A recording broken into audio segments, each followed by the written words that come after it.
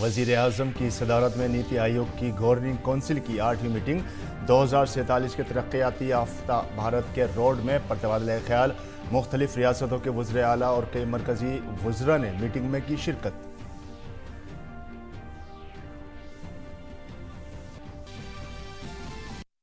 BJP ने नीति आयोग की meeting में ना पहुंचने वाले 8 वज़ीर आला पर की तनकीद। वज़राए आला से आवाम को नुकसान ना पहुंचाने की अपील। नीति आयोग को मुल्क की तरक्की और मंसूबों के लिए बताया अहम।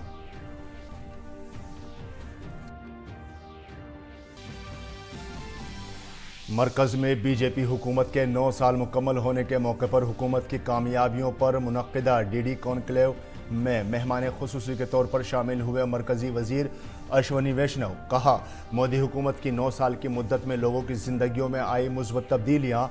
मरकजी वजीर अनुराग सिंह ठाकुर ने कहा, हुकूमत ने अंत्योदय का हदफ किया हासिल।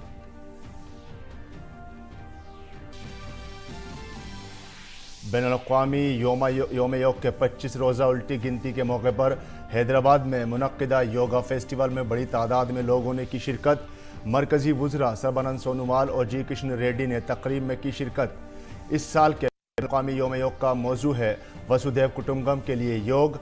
मरकजी तकरीब 21 जून को जबलपुर में होगी मुनक्किद। कर्नाटक में काबीना में तोसी। कर्नाटक के गवर्नर थावरचंद गहलोत ने 24 वज़रा को दिलाया हलफ। वज़रा की तादाद 34 हुई।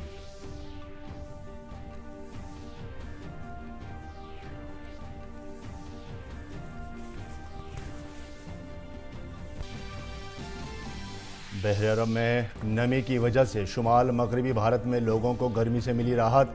महकमा मौसमियात के मुताबिक शुमाल मगरबी भारत में 5 दिन तक गरज चमक के साथ बारिश का इम्कान। हरियाणा, शुमाल मशरकी राजस्थान और उत्तर प्रदेश के ऑरेंज अलर्ट जारी।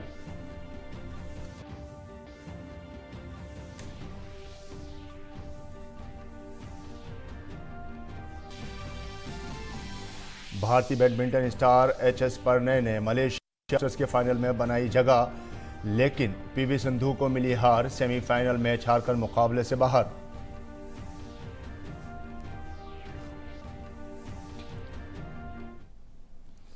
आदाब नाज़रीन, खबरनामे में आपका खैर मकदम है। मैं हूं आपके साथ फ़हीम अहमद। नीति आयोग की गवर्निंग कौंसिल की 8वीं मीटिंग वज़ीर आज़म की सदारत में मुनक्किद हुई। मीटिंग में वज़ीर आज़म नरेंद्र मोदी रियासत के वज़ीर आला के साथ तरक्की याफ्ता भारत के रोड मैप को लेकर बातचीत कर रहे हैं।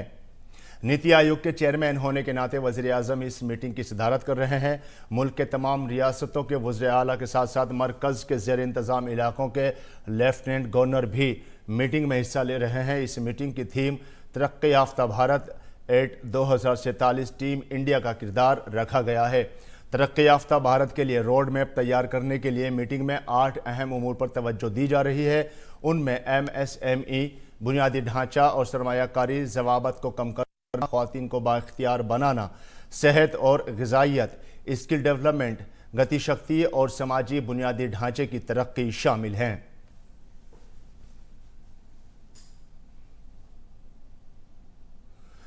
बीजेपी के सीनियर लीडर रविशंकर प्रसाद ने नीति आयोग की मीटिंग में अपोजिशन के रवैये और 8 रियासतों के वज़राए आला की अदम शिरकत पर कांग्रेस पर तनकीद की।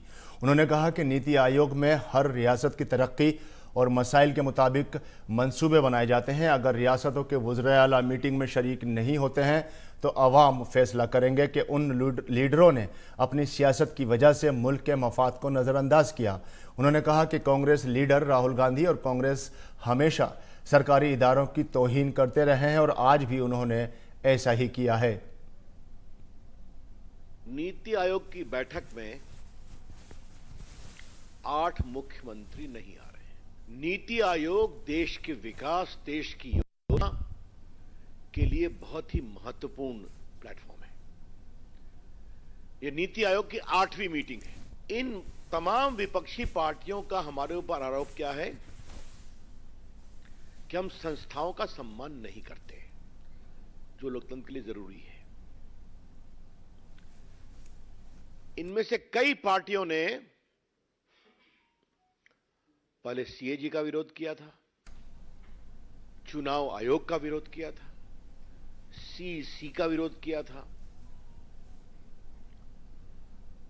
भारत की चुनाव प्रक्रिया का विरोध किया था।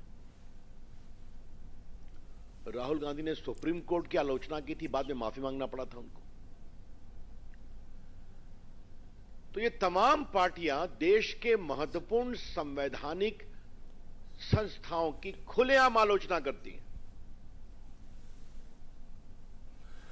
वजीर आजम नरेंद्र मोदी की क़यादत में हुकूमत सर्विस, गुड गवर्नेंस और गरीबों की फलाह बहबूद के 9 साल मुकम्मल कर रही है। इस मौके पर दिल्ली के विज्ञान भवन में डीडी कॉन्क्लेव का इनेकाद किया गया। कॉन्क्लेव में 3 सेशंस में मुख्तलिफ मौज़ूआत पर बहस की गई। इनमें पहला सेशन इंडिया सर्जिंग अहेड के मौजू पर रखा गया। इस सेशन में 9 सालों में मईशियत, सिफारतकारी और इंफ्रास्ट्रक्चर में होने वाली तब्दीलियों पर तबादले ख्याल किया गया। अहम बात यह है कि गुज़िश्ता बरस के दौरान मुल्क ने एक तरक्की पसंद और मुस्तहकम मईशत देखी है। इसके साथ साथ सनत और खिदमात के शोबों की तरक्की भी गैर मामूली रही है, क्योंकि उनकी तादाद में इजाफा नौजवानों, टेक्नोलॉजी और कारोबार करने में आसानी के लिए हुकूमत के अज़्म की अक्कासी करता है। इस मौके पर मोदी हुकूमत के 9 साल मुकम्मल होने पर एक किताबचा भी जारी किया गया।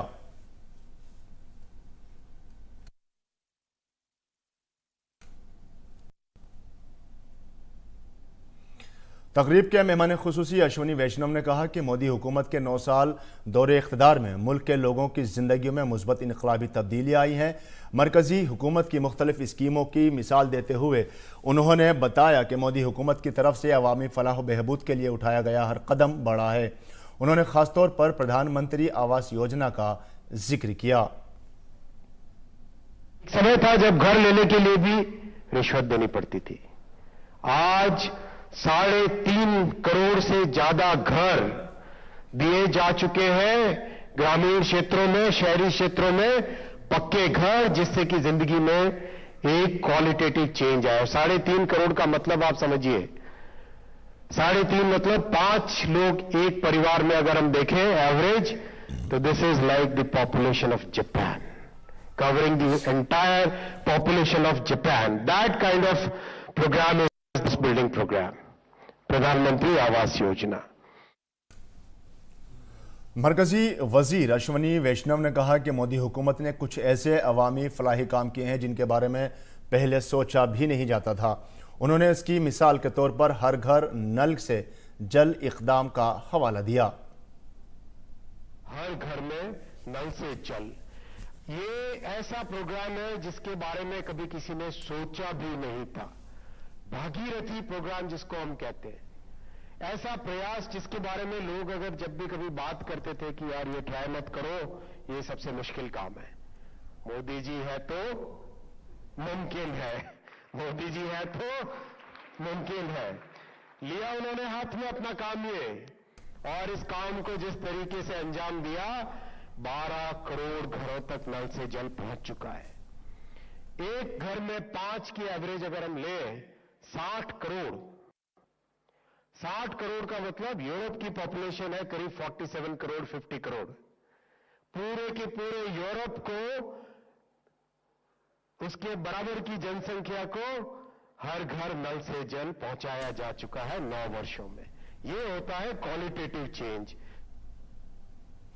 अश्विनी वैष्णव ने मजीद कहा कि पिछली हुकूमतों के दौरान कोई भी आकर मुंबई और दिल्ली जैसे शहरों पर हमला कर जाता था, लेकिन आज कोई मुल्क या दहशतगर्द तंजीम भारत की तरफ मेली आंख से देखने की जुर्रत नहीं कर सकती। याद करो 10 साल पहले, 15 साल पहले ये सिचुएशन होती थी, कोई आके मुंबई में आके ऐसे अटैक कर जाए, दिल्ली के किसी भी कोने में बॉम्ब रख के चला जाए, कश्मीर में लाखों हत्याएं करते जाए। सारा चेंज हुआ।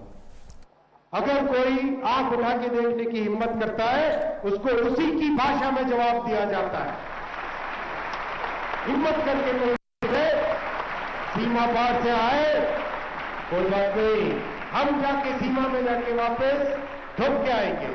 ये सोच है, ये एक नई सोच है, और ये जज्बा है और वो ताकत है और वो हिम्मत है उस तरह की डिसाइसिव लीडरशिप की, वो डिसाइसिव लीडरशिप आज देश में है। डीडी कॉन्क्लेव से खिताब करते हुए मरकजी वजीर इत्तलात और नशरियात अनुराग सिंह ठाकुर ने कहा कि पिछली हुकूमतों में स्कीमें चंद लोगों तक ही पहुंचती थी, लेकिन हमारी हुकूमत में अंत्योदय का मकसद पूरा हो रहा है। पिछले 9 सालों में 27% गरीबों को खत्ते इफलास से ऊपर लाया गया है। किसी भी गरीब की ज़िंदगी में तब्दीली लाने के लिए खिदमत का रवैया होना ज़रूरी है। इसके साथ सोच भी बड़ी होनी चाहिए। इस सोच और खिदमत के जज्बे के साथ आगे बढ़कर हमने आखिरी मंजिल पर खड़े शख्स को जिंदगी बदल दी है। पूर्व की सरकारों में योजनाएं कुछ लोगों तक आकर अंत हो जाती थी, लेकिन हमारी सरकार में अंत्योदय के महान लक्ष्य को पूरा किया जा रहा है। पंक्ति के अंत में खड़े हुए व्यक्ति के जीवन में सुधार लाने का कार्य किया जा रहा है। और यही कारण है जब दुनिया भर की एजेंसीज की रिपोर्ट आती है और उसमें यह लिखकर आता है कि पिछले 9 वर्षों में मोदी जी की सरकार में 27% गरीबों को गरीबी रेखा से बाहर निकालने का काम हुआ है, तो हम सबके लिए एक बड़ी उपलब्धि की बात है। किसी भी गरीब के जीवन में बदलाव लाने के लिए सेवा भाव होना चाहिए, सोच बड़ी होनी चाहिए, सुशासन होना चाहिए और कहीं ना कहीं टेक्नोलॉजी का उपयोग करके ट्रांसपेरेंसी, अकाउंटेबिलिटी अपने सिस्टम का हिस्सा बनाकर आज हमने वो करके दिखाया है। लास्ट माइल डिलीवरी सुनिश्चित करके दिखाई। अनुराग ठाकुर ने मजीद कहा कि जिसे कभी राजपथ कहा जाता था वो अब कर्तव्य पथ में तब्दील हो गया और जहां कभी किंग जॉर्ज पंचम का मुजस्मा नस्ब था, आज नेताजी सुभाष चंद्र बोस का मुजस्मा है। यह हुकूमत सिर्फ सोचती नहीं बल्कि काम भी करती है और नई पार्लियामेंट की तामीर इसकी रोशन मिसाल है। जो कभी राजपथ कहलाया जाता था वो अब कर्तव्य पथ में बदल चुका है। जो कभी किंग जॉर्ज पंचम की मूर्ति लगती थी, आज नेताजी सुभाष चंद्र की प्रतिमा वहां पर लगी है। ये सोच ही नहीं, देश को बदलने का काम भी किया है।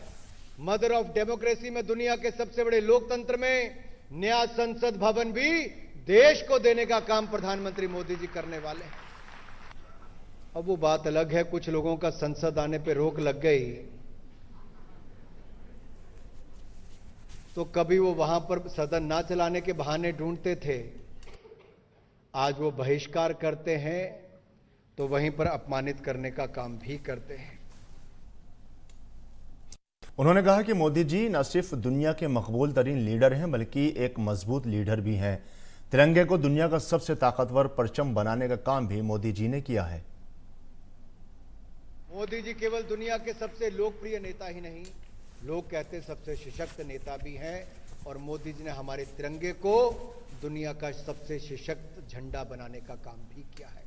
और ये मैं नहीं कहता, ये वो लोग कहते हैं जो केवल भारत नहीं, दुनिया के अलग अलग देशों से हाथ में तिरंगा पकड़कर यूक्रेन की धरती से सुरक्षित निकलने के लिए कहते थे, मैं भी भारतीय हूं, मेरे पास भारतीय तिरंगा झंडा है।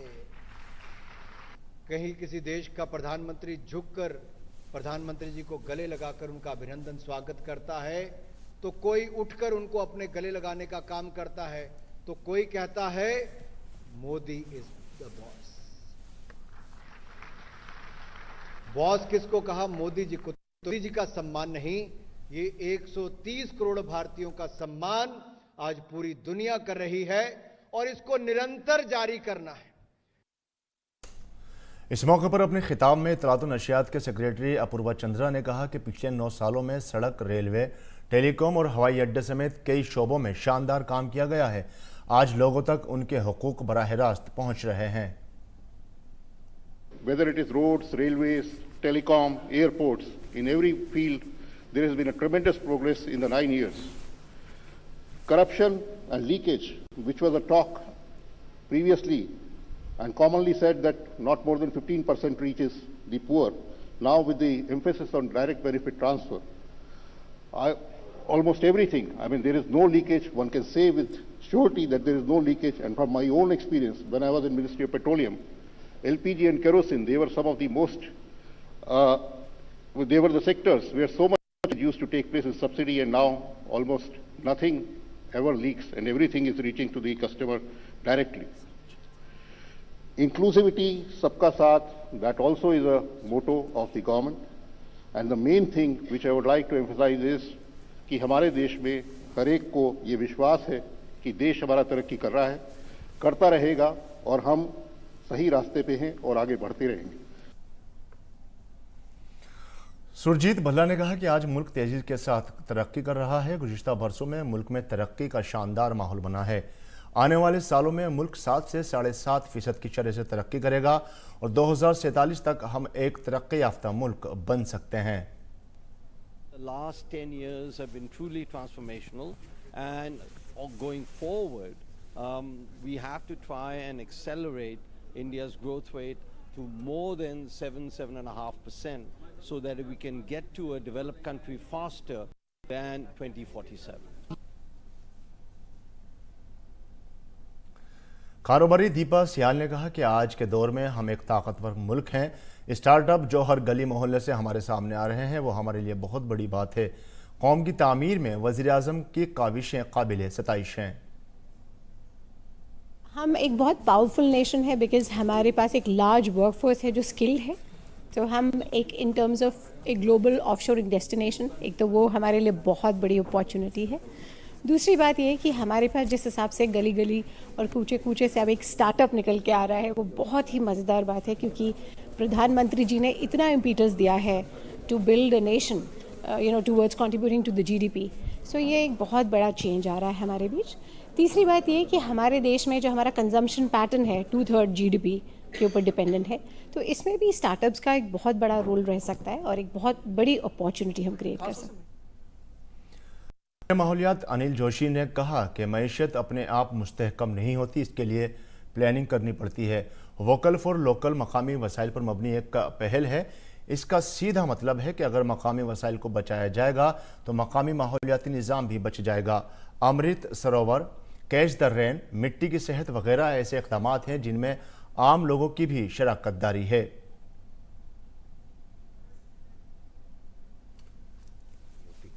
उसके लिए इकोलॉजी की स्टेबिलिटी उतनी ही महत्वपूर्ण है। अगर देश में लोकल फॉर वोकल को अगर दूसरी दृष्टि से भी देखें तो ये स्थानीय संसाधनों पर आधारित हमारा पहल है और इसका सीधा मतलब है कि स्थानीय संसाधन बचेंगे तो लोकल इकोसिस्टम भी बचेगा। दूसरी बड़ी बात कि इसी तरह Amrit Sarovar, catch the rain, मिट्टी की हेल्थ, ये वो चीज़ें हैं जो कि घर गांव की और आम व्यक्ति का हिस्सा में भागीदारी भी है। यूपीएससी में 12वां रैंक हासिल करने वाले अभिनव ने कहा कि मुल्क ने गुज़िश्ता 9 सालों में बहुत तरक्की की है। गरीबी का खात्मा हो, सफाई हो या बुनियादी ढांचे की तरक्की, हर शोबे में मुल्क ने तेज़ रफ्तारी से तरक्की की है और ये सब मरकज़ी हुकूमत की स्कीमों के सही निफाज का नतीजा है।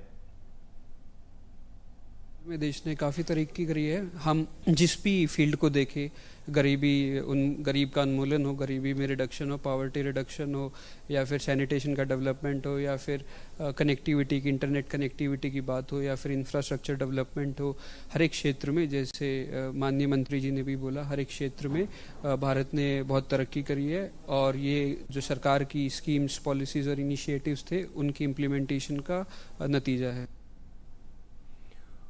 और यूपीएससी में दूसरा रैंक हासिल करने वाली गरिमा लोहिया ने कहा कि भारत आज हर शोबे में तेज़ी से आगे बढ़ रहा है। उन्होंने इस बात पर खुशी का इजहार किया कि आने वाले वक्त में जब भारत तरक्की की नई बुलंदियों को छुएगा, मैं उस तरक्की में शराकतदार बन सकूंगी। काफ़ी सेक्टर्स में बदलाव देखा जा सकता है, चाहे वो इंफ्रास्ट्रक्चर हो, फाइनेंशियल लिटरेसी हो या हमारा रिन्यूएबल एनर्जी हो।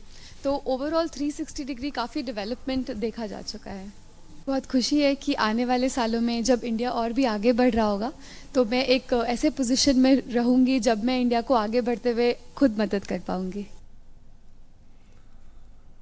तकरीब में शरीक अदाकार नवाजुद्दीन सिद्दीकी ने कहा कि मोदी हुकूमत में होने वाली तरक्की से गांव के लोग खुश हैं। नवाजुद्दीन सिद्दीकी ने कहा कि शाहराहों की तामीर से पहले दिल्ली से गांव पहुंचने में 4 से 5 घंटे लगते थे, लेकिन अब घर पहुंचने में सिर्फ 2 से ढाई घंटे ही लगते हैं। मैं जब अपने गांव में जाता हूं तो लोगों के घर भी बन रहे हैं, मेरे आस पड़ोस में लोगों के घर बन रहे हैं। तो और काफ़ी फैसिलिटी को मुहैया कराई जा रही है। देश की जो लाइक अभी जो हाईवेज़ जो बन रहे हैं, पहले लाइक फॉर एग्जांपल जैसे दिल्ली से मेरे गांव में जाने में मुझे आई थिंक 4-5 घंटे लगते थे और आज 2 आवर्स में 1.5 और 2 आवर्स में पहुंच जाता हूं मैं। तो दिस अमेजिंग एक्चुअली। दिल्ली से बीजेपी के रुकन पार्लियामेंट हंसराज ने मोदी हुकूमत के कामों की तारीफ करते हुए कहा कि 9 साल में इतना काम हुआ जो पिछले 90 सालों में भी नहीं हुआ है। 9 साल में इतना काम हुआ कि 90 साल में भी नहीं ऐसा हो सकता। रात दिन एक लगा के, इवन कोरोना भी आया, साहिब ने 18-19 घंटे काम किया। माननीय प्रधानमंत्री जी और माननीय होम मिनिस्टर कि इसको कहते हैं गवर्नेंस, इसको कहते हैं स्टेट्समैन। मरकजी वज़ीर दाखिला अमित शाह ने वज़ीर आज़म के जरिए पोस्ट करदा पार्लियामेंट नई इमारत का एक वीडियो ट्वीट किया।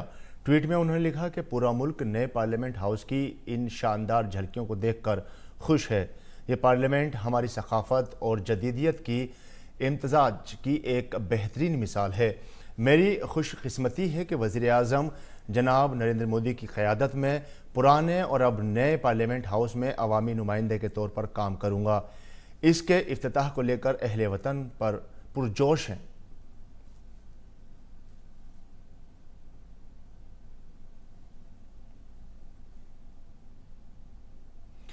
कांग्रेस पर जवाबी हमला करते हुए मरकजी वजीर हरदीप सिंह पुरी ने कहा कि एहतजाज करने वालों को 1947 में अमेरिका के टाइम मैगजीन में शाया होने वाले मजमून पढ़ना चाहिए। सेनेगल क्या है और 1947 में क्या हुआ, इसके बारे में जानना चाहिए। उन्होंने कहा कि तमाम जमातों को अपना एहतसाब करना चाहिए। ये आर्टिकल अमेरिका की टाइम मैगजीन का जो इशू था 25 अगस्त 1947 में छपा था। मैं चाहूंगा इसमें हमारे जो मित्र लोग हैं राजनीतिक दलों में जो इस विषय पे विरोध कर रहे हैं वो इस आर्टिकल को पढ़ें और थोड़ी जानकारी लें कि सेंगोल की क्या सिंबोलिज्म है, 1947 में क्या हुआ है और अभी ये जो विरोध का नाटक है वो इसके कारण वो अपने लोगों पंडित जवाहरलाल नेहरू का भी एक तरीके से विरोध कर रहे हैं।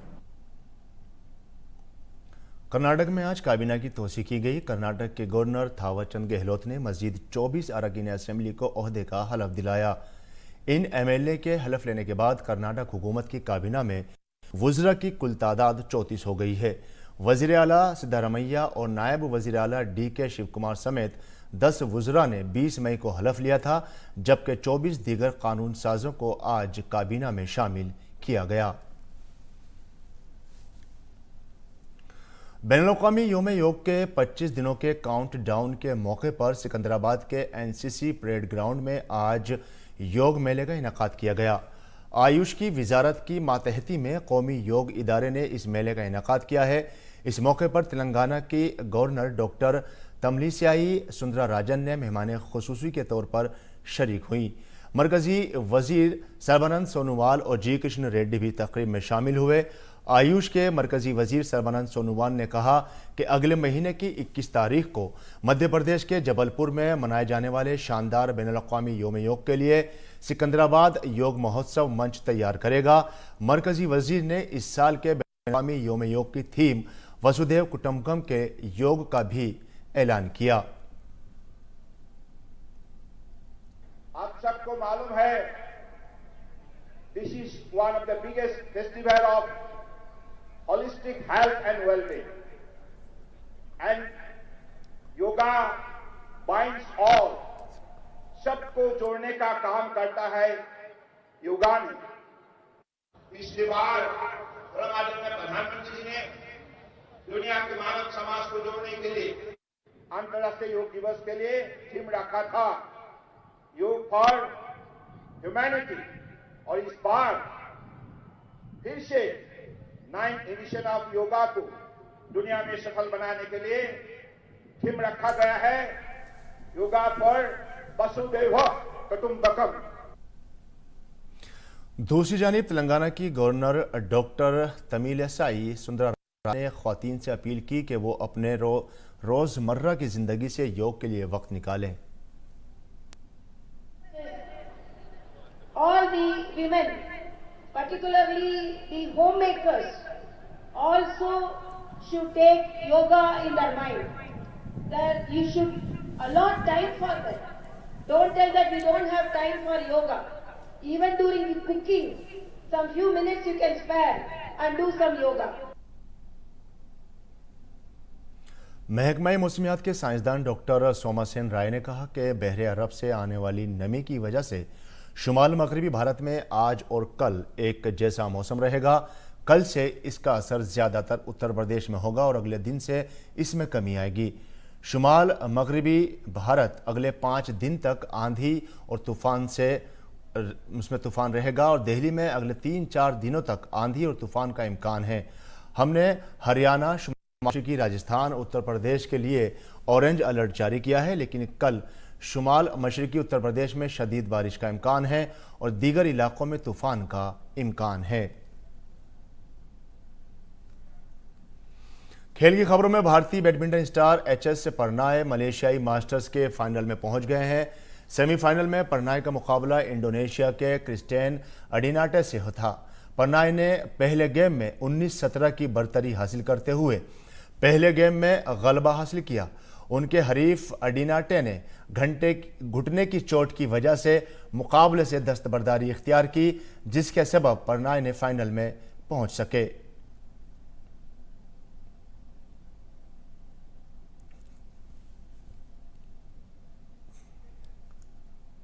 अगरचे पीवी सिंधु सेमीफाइनल के रुकावट के अबूर नहीं कर सकी, लेकिन उन्हें सेमीफाइनल में इंडोनेशिया के ग्रेगोरिया मार्सिका की 21-14, 21-17 से शिकस्त दी।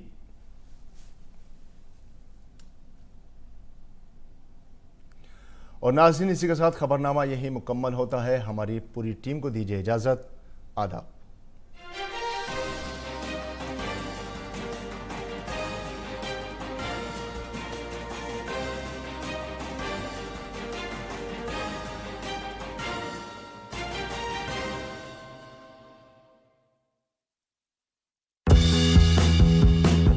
मन की बात है जन जन की, संघर्षों के कुछ किस्से, कहानी कुछ सफलताओं की, अनकही विरासत की, उम्मीदें नए भारत की। महीने के आखिरी रविवार का रहता है इंतजार। ब्रह्मपुत्र के घाट से हिमालय के विस्तार तक होती है मन की बात प्रधानमंत्री के साथ। तो सुनिए इस महीने 28 मई सुबह 11 बजे मन की बात आकाशवाणी और दूरदर्शन के सभी चैनलों पर। इसके अतिरिक्त आकाशवाणी और दूरदर्शन के YouTube चैनल और प्रसार भारती के ऐप न्यूज ऑन एयर पर सजीव प्रसारण लाइव स्ट्रीमिंग के माध्यम से। तो याद रखें, रविवार 28 मई सुबह 11 बजे मन की बात। देश के हर कोने में गरीबी, लाचारी, अन्याय और अत्याचार दिखाई दे रहा है और इन सबका एक ही